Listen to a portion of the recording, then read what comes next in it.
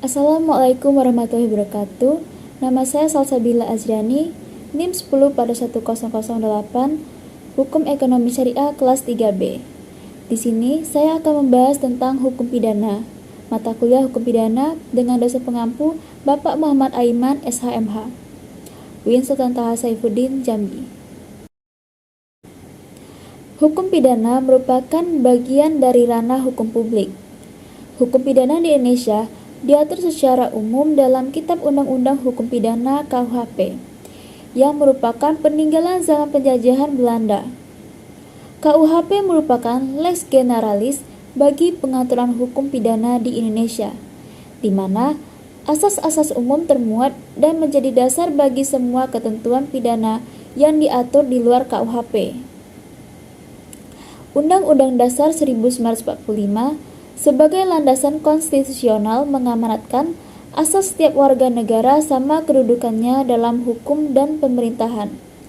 Hal ini tidak terbukti dengan adanya ketidakseimbangan antara pelindungan hukum antara pelindungan korban kejahatan dengan pelaku kejahatan, karena masih sedikitnya hak-hak korban kejahatan diatur pada perundang-undangan nasional.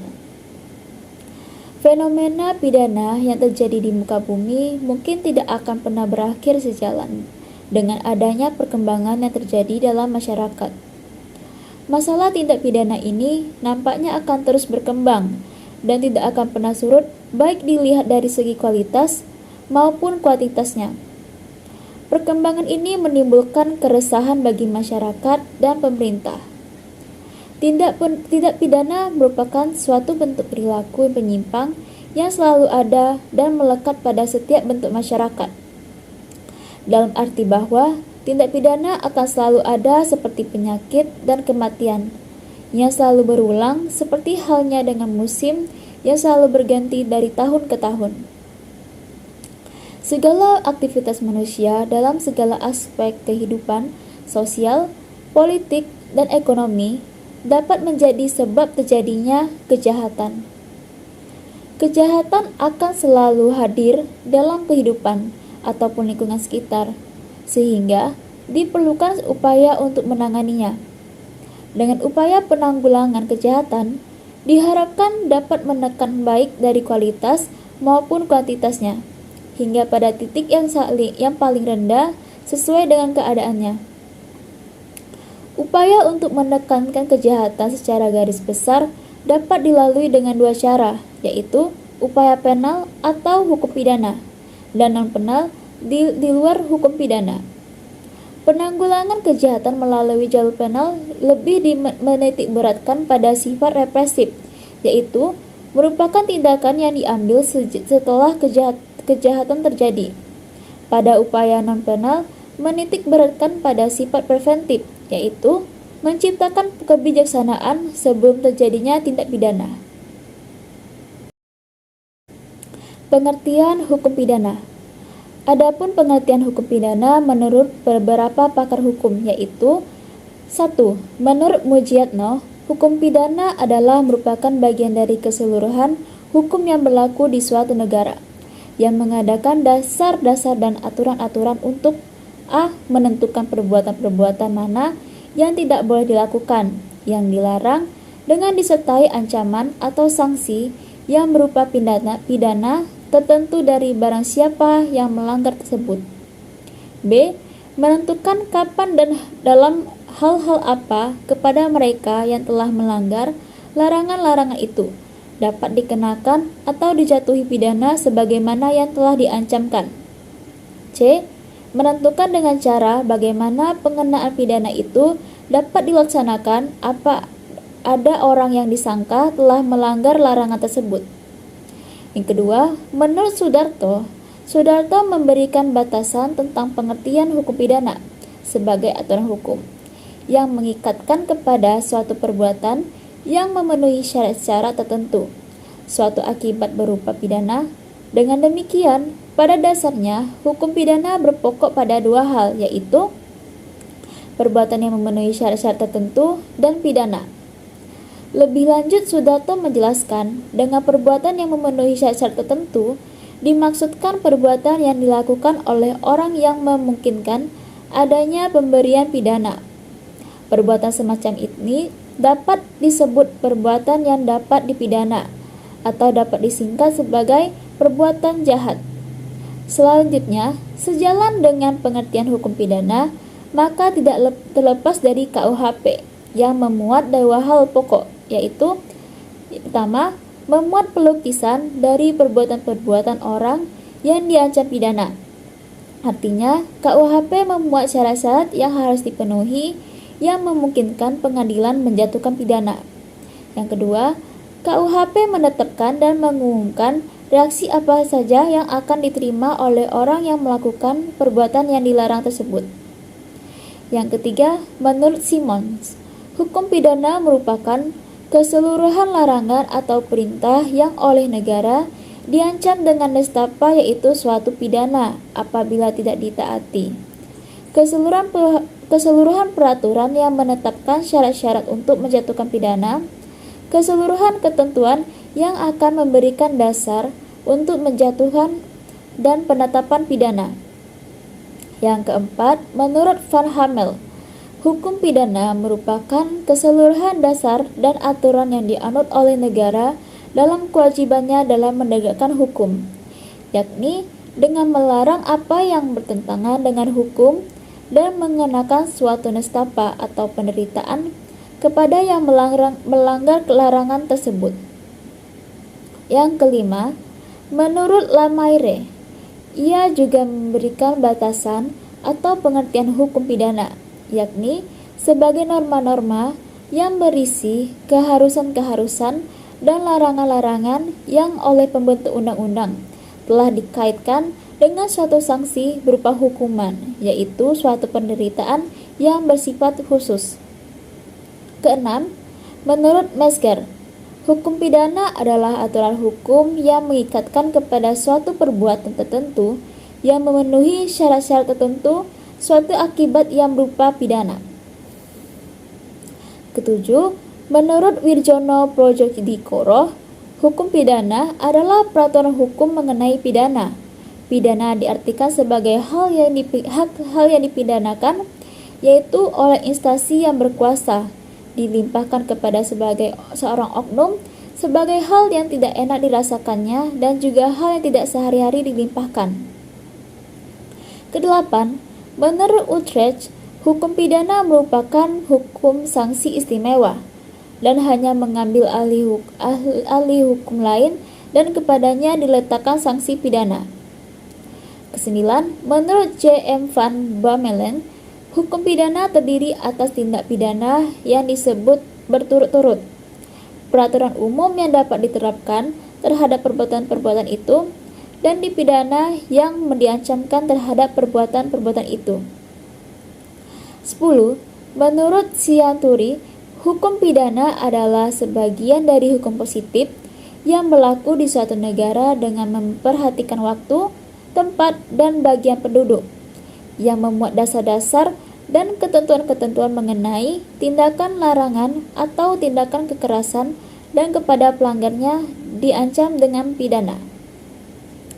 Menentukan pula bila mana dalam hal apa pelaku pelanggaran tersebut dipertanggungjawabkan, serta ketentuan-ketentuan apa mengenai hal dan cara penyidikan, penuntutan, penjatuhan pidana, dan pelaksanaan pidana demi tegaknya hukum yang bertitik berat kepada keadilan.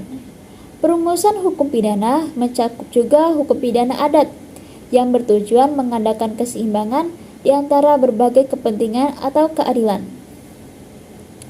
Hukum pidana sebagai salah satu bagian independen dari hukum publik merupakan salah satu instrumen hukum yang sangat urgent eksistensinya sejak zaman dahulu.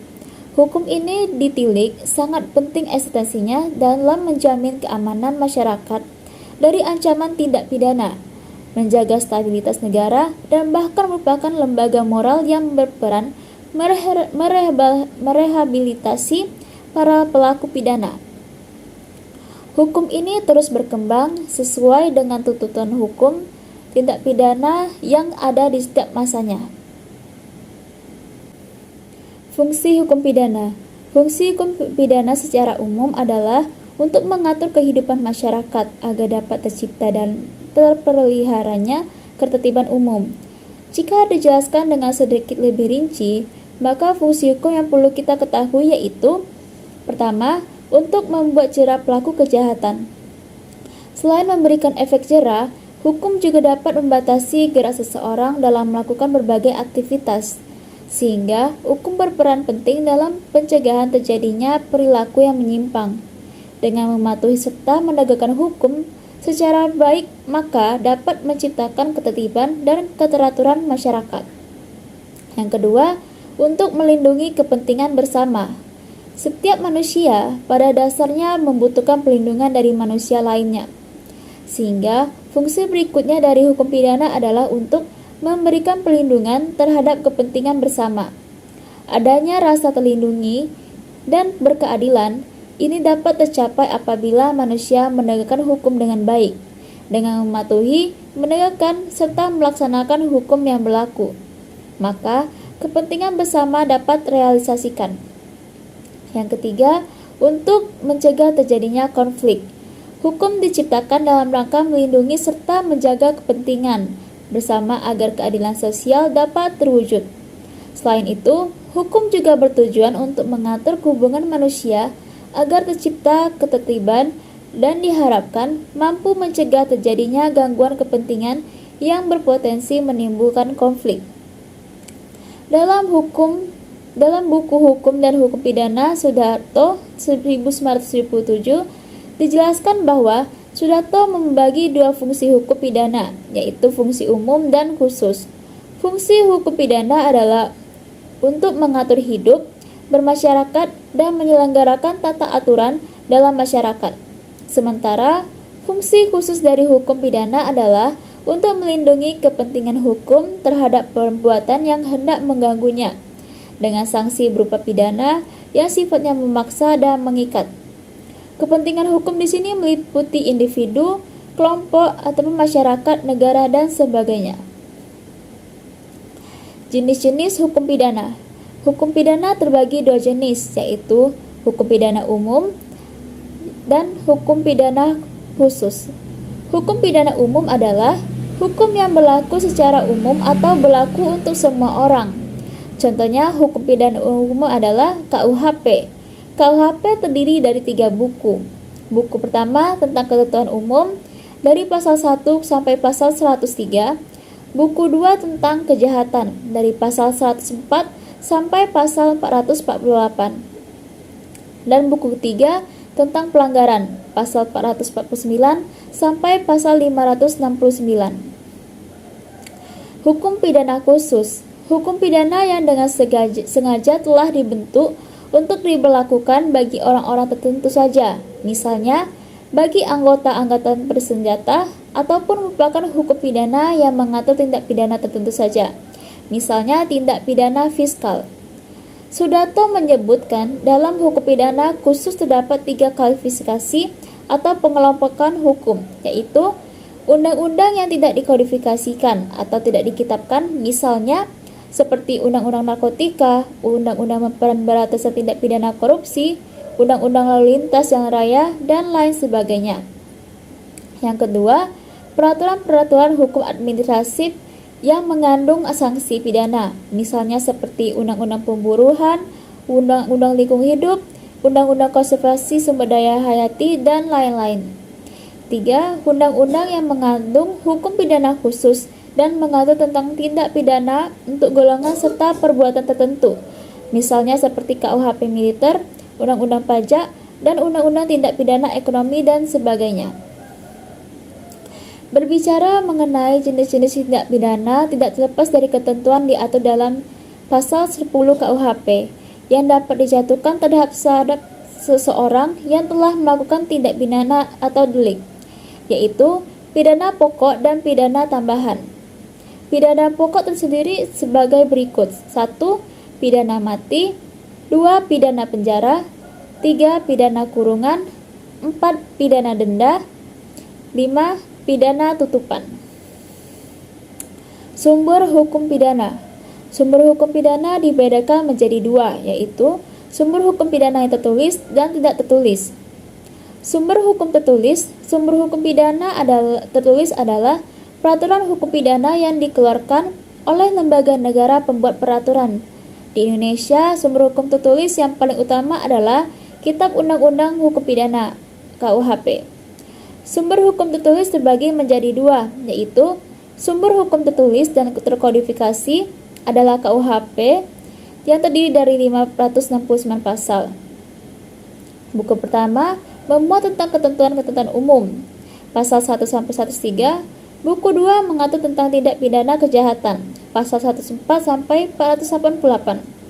Buku 3 mengatur tentang tindak pidana pelanggaran, pasal 489 sampai 569. Sumber hukum tertulis tapi tidak terkodifikasikan atau tersebar dalam peraturan perundang-undangan lainnya, misalnya Undang-Undang Nomor 20 Tahun 2001, Jul Undang-Undang Nomor 31 Tahun 1949 tentang korupsi, dan Undang-Undang Nomor 15 Tahun 2003 tentang pemberantasan tindak pidana terorisme. Kedua, sumber hukum tidak tertulis. Di daerah-daerah tertentu, untuk perbuatan-perbuatan tertentu yang tidak diatur oleh hukum pidana positif, hukum adat atau hukum pidana adat masih tetap berlaku. Keberadaan hukum adat ini masih diakui berdasarkan Undang-Undang Nomor 1 Tahun 1951, Pasal 5 Ayat 3 Sub B. Sekian penjelasan materi hukum pidana dari saya. Mohon maaf jika ada kekurangan dan kesalahan kata. Saya akhiri dengan wabillahi taufiq wa hidayah. Wassalamualaikum warahmatullahi wabarakatuh.